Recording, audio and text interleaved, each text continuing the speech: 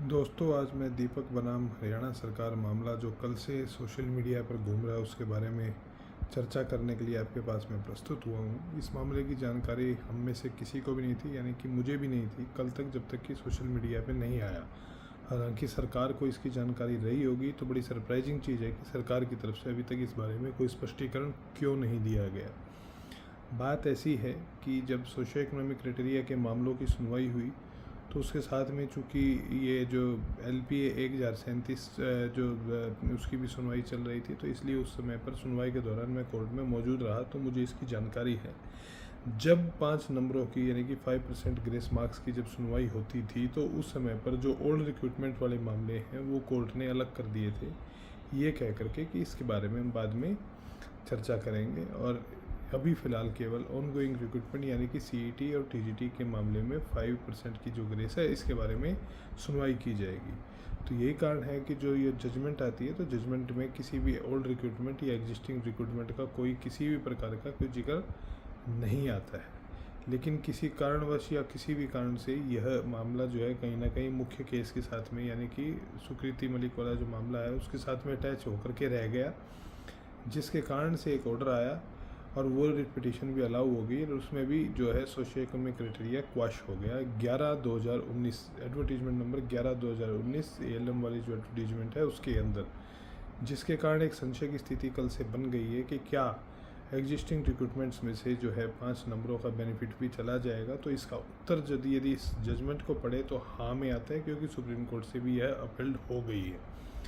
लेकिन इसमें एक तरीका निकल कर के आता है, मैं आपको उस तरीके से अवगत आपको मैं करा देता हूँ जो साथी समझ रहे हैं इस चीज़ की। मेरी जब सरकारी सूत्रों से जब मेरी बात हुई तो मुझे पता लगा है कि सरकार इसके अंदर क्लैरिफिकेशन की एप्लीकेशन लगाने जा रही है हाई कोर्ट के अंदर, रिव्यू प्लस क्लैरिफिकेशन की एप्लीकेशन की। जो जजमेंट सुकृति मलिक वाली है वो किसी भी एग्जिस्टिंग रिक्रूटमेंट को दिक्कत ना दे, इस प्रकार का प्रावधान हाई कोर्ट कर दे, वरना उस मामले को सुप्रीम कोर्ट अलग से लेकर के जाया जाए और उसके ऊपर अलग से बहस कराई जाए।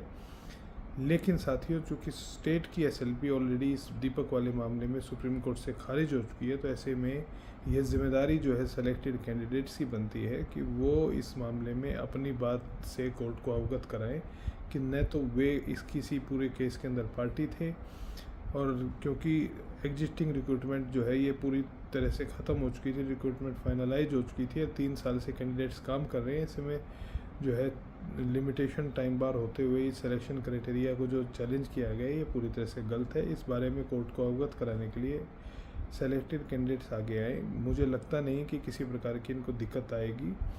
आपको जा कर के कुछ नहीं कहना कोर्ट में, केवल मात्र एक ही चीज़ कहनी है कि प्लीज़ आप इस बात को समझिए कि हमें पार्टी नहीं बनाया गया। और 2, जो CET का फैसला है वो चूँकि CET की रिक्रूटमेंट ऑनगोइंग रिक्रूटमेंट थी, तो हमारी रिक्रूटमेंट को इससे अलग किया जाए। नहीं तो ये पूरा का पूरा जो चीज़ें 2018 से अब तक सेटल हुई हैं सब की सब अनसेटल हो जाएंगी, क्योंकि जो रिक्रूटमेंट क्वाश हुई है उसके अंदर जो सोशो इकोनॉमिक क्राइटेरिया आया था वो अमेंडेड क्राइटेरिया 11 जून 2019 को लागू हुआ था। इससे पहले 13/2/2018 वाली जो आपकी जो नोटिफिकेशन थी जिससे ग्रुप C में ये क्राइटेरिया लागू किया गया था, उसे अमेंड किया गया था 11 जून 2019 में। 1-2 चीज़ें उसमें डाली गई थी। वो चीज़ें थी, एक तो कि जो फादरलेस बच्चे हैं उनको जो है बेनिफिट दिया गया था बावजूद उसके कि उनकी माता जीवित थी, क्योंकि ये जो है एक कंट्रोवर्सी एक मामले के अंदर हाई कोर्ट में सुनाई गई थी, जिसके कारण बाद में सरकार के संज्ञान में सरकार ने उसे बदलाव करने का काम किया। और दूसरा उसमें बदलाव था कि जो आपके नो गवर्नमेंट जॉब के मार्क्स थे उसमें पहले एप्लीकेंट वर्ड नहीं था, यानी कि यदि एप्लीकेंट सरकारी जॉब में है लेकिन उसके परिवार से कोई सरकारी जॉब में नहीं है तो वो बेनिफिट ले सकता था। तो ये जो एक प्रॉब्लम थी, अनोनिटी थी, उसे हटाया गया था। इसके अलावा उसमें कोई बदलाव नहीं किया गया था। तो 11 जून 2000 जो है आपका 19 का जो क्राइटेरिया था, चूँकि वो क्वाश हो चुका है, तो ऐसे में जो है एग्जिस्टिंग सभी रिक्रूटमेंट्स के ऊपर इसका फ़र्क पड़ेगा। तो इसको प्लीज़ जाकर के कोर्ट से क्लैरिफाई कराइए। मेरी शुभकामनाएं आपके साथ हैं, चिंता मत करिए, और जल्दबाजी में हड़बड़ाहट में कोई ऐसी चीज़ ना करें जिसके कारण आपको या आपके परिवार को किसी प्रकार की दिक्कत आए। बहुत बहुत धन्यवाद।